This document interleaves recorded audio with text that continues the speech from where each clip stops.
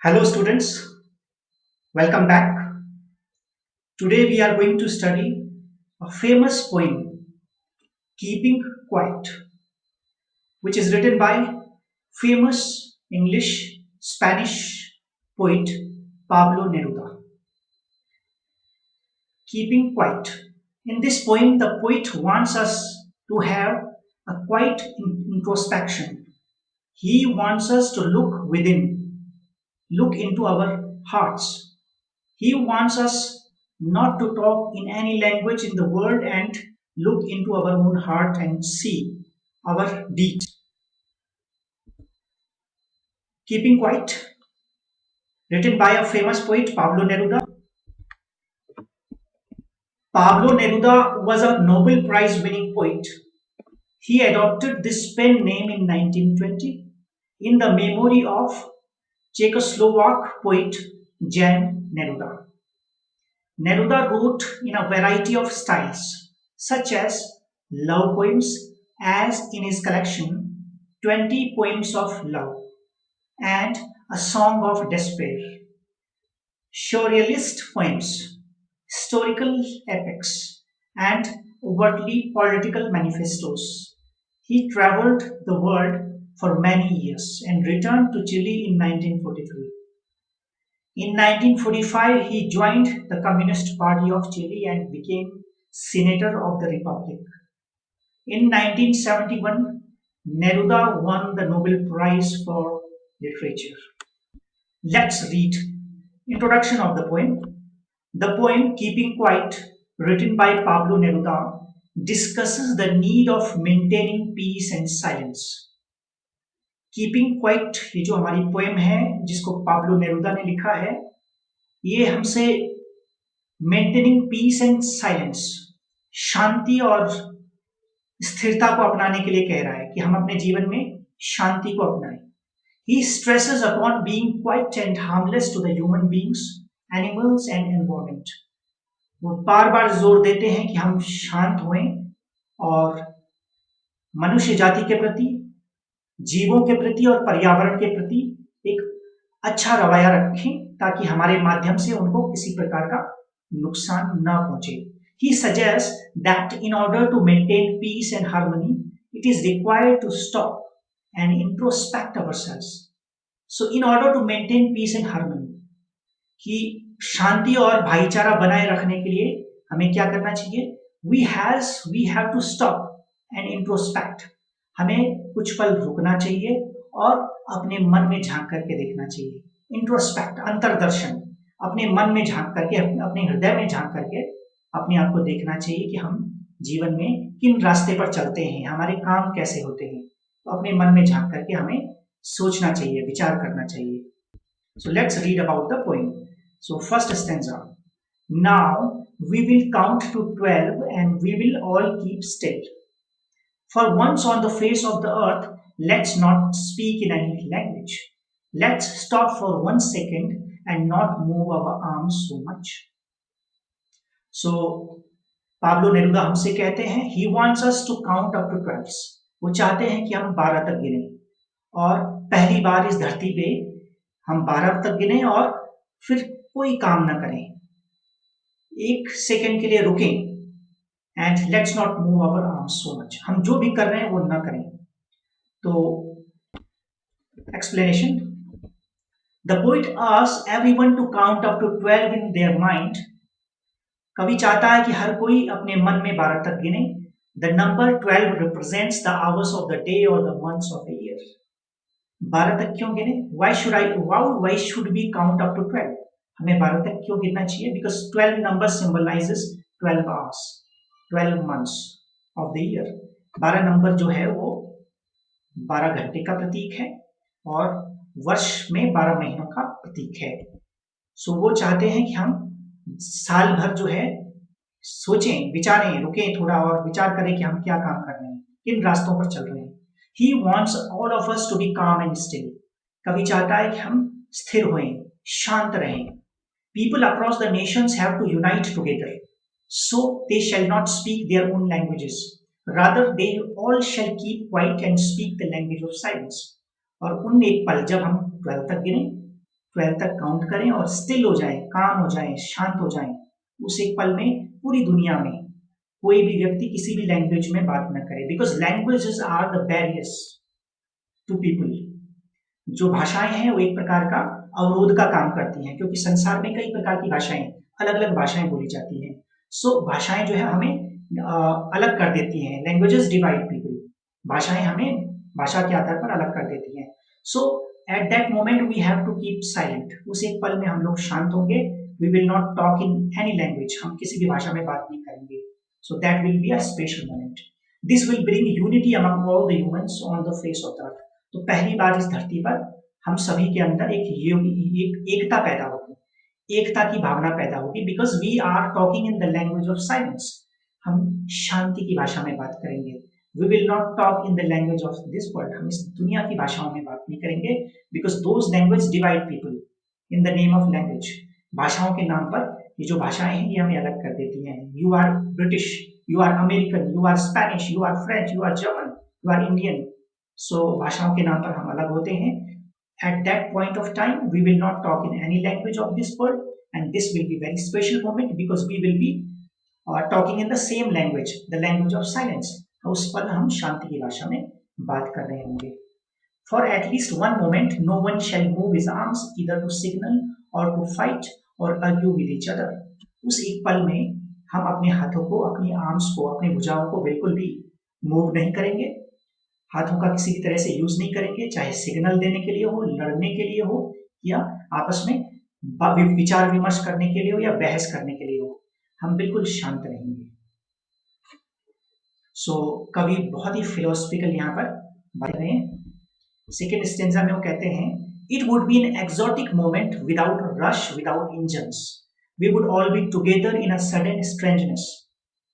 Fisherman in the cold sea would not harm whales, and the man gathering salt would look at his hurt hands. So ये जो समय होगा, ये जो पल होगा, that will be a strange moment. ये बिल्कुल विशेष पल होगा, बिल्कुल अलग पल होगा, because on the face of this earth, इस धरती में पहली बार without rush, without engines, किसी प्रकार का शोर शराबा, कोई भीड़ भाड़, कोई दौड़ भाग नहीं होगी, किसी प्रकार का इंजन का शोर नहीं होगा। सब बिल्कुल शांत रहेंगे। और फिशरमैन जो हो, मछली मारने के लिए समुद्र में जाते हैं, वे मछलियों का शिकार नहीं कर रहे होंगे, व्हेल्स का शिकार नहीं कर रहे होंगे। जो लोग नमक बनाने का काम करते हैं, गैदरिंग साल्ट, नमक इकट्ठा करते हैं, they would look at their hurt hands, वे अपने घायल हाथों की तरफ देखेंगे। When everything will come to a standstill, it will be a rare situation. तो जब हर चीज शांत हो जाएगी, स्थिर हो जाएगी, तो जो पल है वो बिल्कुल नया होगा। No one will be in a rush. There will be no engines running. कोई दौड़ भाग नहीं होगी, गाड़ियों का, इंजन्स का शोर नहीं होगा। Everyone will be calm and quiet. हर कोई शांत स्थिर होगा। United with each other in a strange atmosphere. और वो जो अजीब सा माहौल, अलग सा माहौल होगा, हर कोई इकट्ठा होगा, एक होगा, क्योंकि हर कोई स्थिर होगा। It will be strange because it has never happened earlier. तो ये पल विचित्र भी होगा क्योंकि ऐसा पहली बार होगा। No person would be harming any other living being either for food or to earn his livelihood. और उस एक समय में, उस एक पल में कोई भी व्यक्ति किसी दूसरे को नुकसान नहीं पहुंचा रहा होगा, चाहे भोजन के लिए हो, चाहे वो अपनी आजीविका के लिए हो। कोई भी व्यक्ति किसी को नुकसान नहीं पहुंचा रहा होगा। All the people who work endlessly will get some time to look at their injuries. जो लोग लगातार मेहनत करते रहते हैं, काम करते रहते हैं, वो अपने जख्मों की तरफ देखेंगे।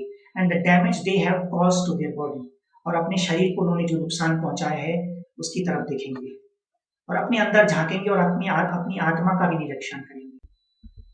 Third stanza, those who prepare green wars, wars with gas, wars with fire, victory with no survivors, would put on clean clothes and walk about with their brothers in the shade doing nothing.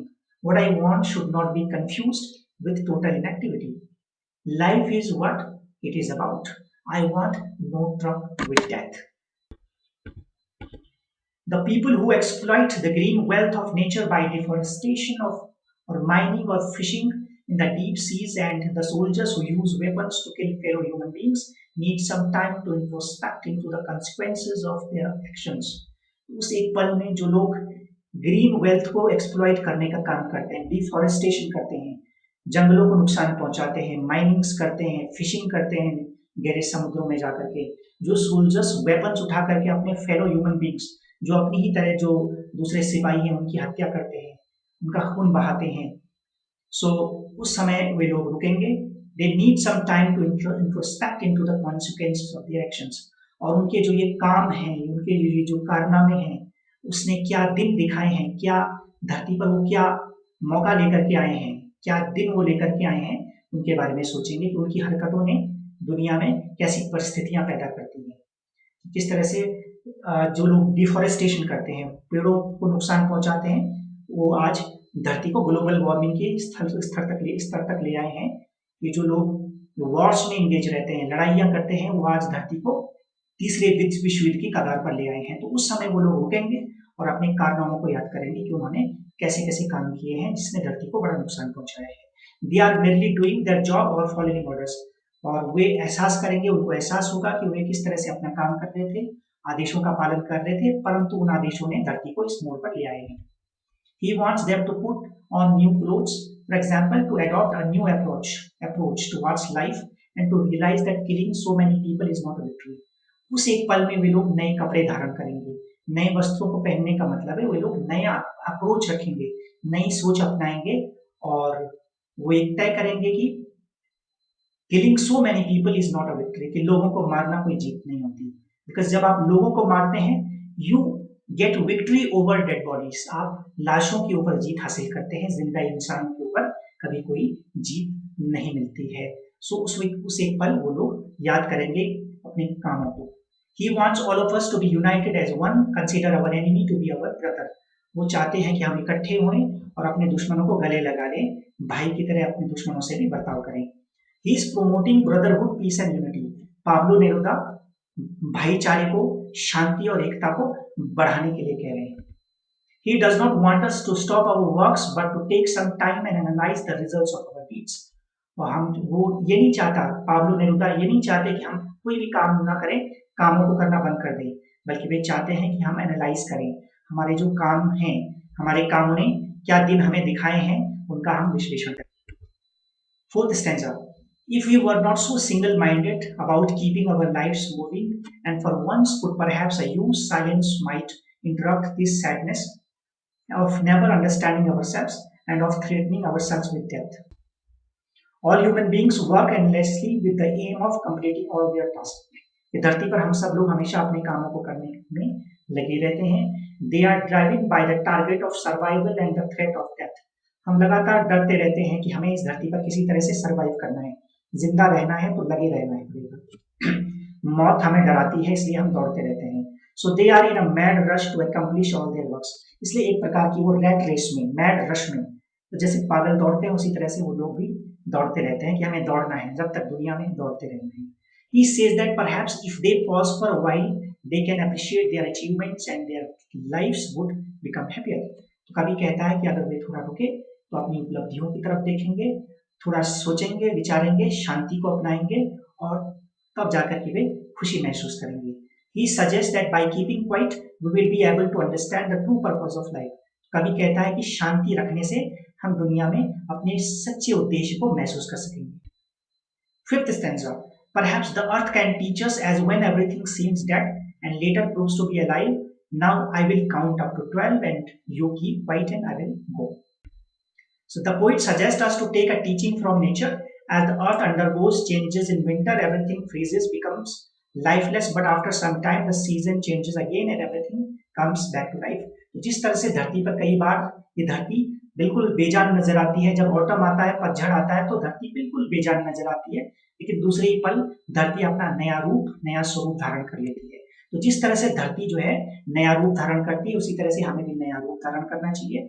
The poet has conveyed to all the people the purpose of his message, and so he asks them once again to take a pause, count up to 12 and have a new approach to life. कवि चाहता है कि हम जीवन के प्रति एक नया दृष्टिकोण अपनाएं, नया रवैया रखें, आपस में प्यार करें, शांति का रास्ता चुनें। So this is for now. Thank you very much.